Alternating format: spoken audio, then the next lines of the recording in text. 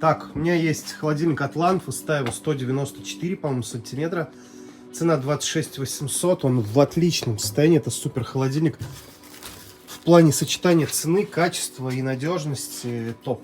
Да, полный No Frost, электронное табло управления, полочки все целые, беленькие, чистенькие, уплотнители в отличном состоянии. Он включен на данный момент, очень хорошо прижимается.